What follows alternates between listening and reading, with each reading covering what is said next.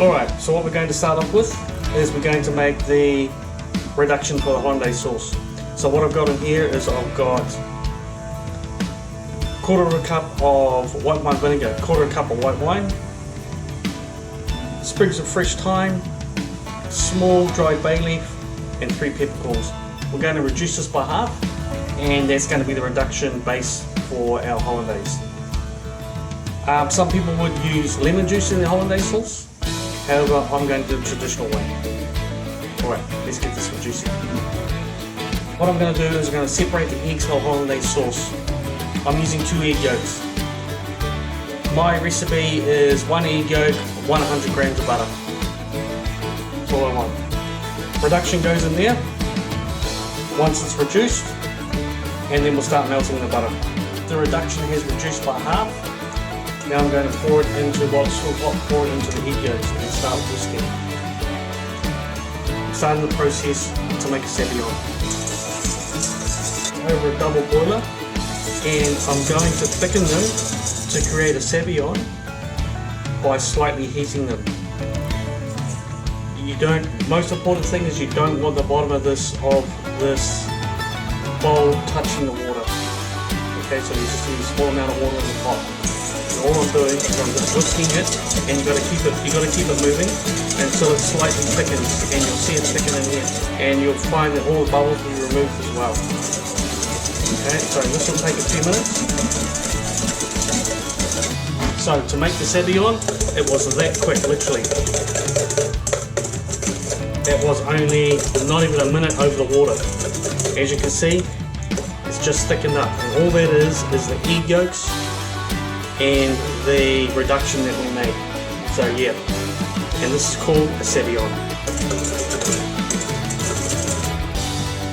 Now we're going to add the hot butter.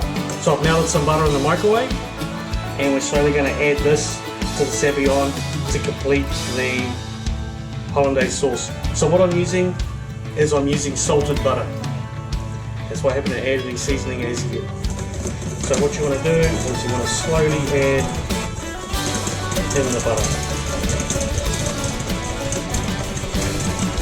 This will take a little time, but I'm telling you now, this is worth it. This is the real way.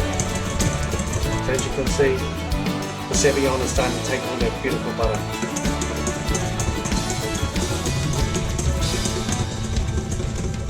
Now what you got left in the bottom is because you melted the butter, you split up the curds in the whey. So you've got all the white whey left in the bottom there. You can actually use some of that white whey if you want to. It's got a bit of flavour in it to actually thin out the Hollandaise if you think it's too thick.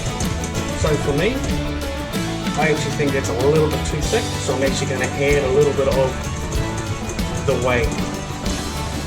Not too much, just a little bit. And so actually what I've done, I've thinned out slightly, let's add a little bit more. There we go.